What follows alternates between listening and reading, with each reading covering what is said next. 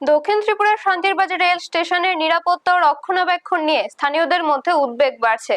অভিযোগ, স্টেশনের দ্বিতল ভবন দীর্ঘদিন ধরে অরক্ষিত অবস্থায় পড়ে থাকায় সেখানে অসামাজিক কার্যকলাপের আশঙ্কা তৈরি হয়েছে। পাশাপাশি স্টেশন চত্বরে বিভিন্ন অনৈতিক জিনিস পড়ে থাকতে দেখা যাওয়ায় বিষয়টি নিয়ে নানা প্রশ্ন উঠেছে।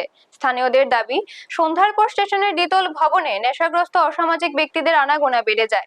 ফলে সাধারণ যাত্রী, বিশেষ করে নারী ও প্রবীণদের নিরাপত্তা নিয়ে উদ্বেগ দেখা দিয়েছে। অন্যদিকে যাত্রীদের জন্য স্থাপিত পানীয় জলের ট্যাঙ্কে বর্তমানে জল সরবরাহ নেই। অভিযোগ, ট্যাঙ্কের কল ও পাইপ খুলে নিয়ে যাওয়া হয়েছে। এছাড়া প্ল্যাটফর্মে নিরাপত্তার জন্য বসানো লোহার রেলিং এর বিভিন্ন অংশ ক্ষতিগ্রস্ত হয়ে পড়েছে।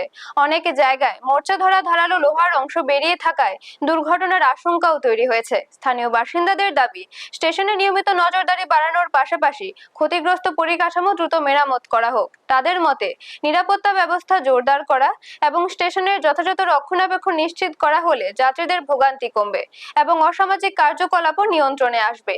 এই বিষয়ে রেল প্রশাসন ও সংশ্লিষ্ট নিরাপত্তা বাহিনী দ্রুত হস্তক্ষেপের দাবি জানিয়েছেন এলাকাবাসী। ব্যুরো রিপোর্ট, নিউজ তৎকাল 24।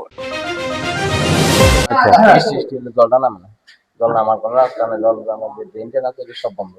আচ্ছা, জলটা নামে না ভালো। আর অন্য পরিষেবা? অন্য পরিষেবা তো ভিতরে যেমন ফ্যান টেন চলে না, এই দিয়ে যে কক্ষগুলি রয়েছে প্রত্যেক কক্ষে কি এখন না ইয়েটা নাই, এই লেডিসের যে বাথরুমটা কোনো ব্যবস্থা, এটার কোনো সুবিধা নেই। জলের জলের সুবিধা কম, এদিকে একটা আছে, এদিকে এটা বন্ধ।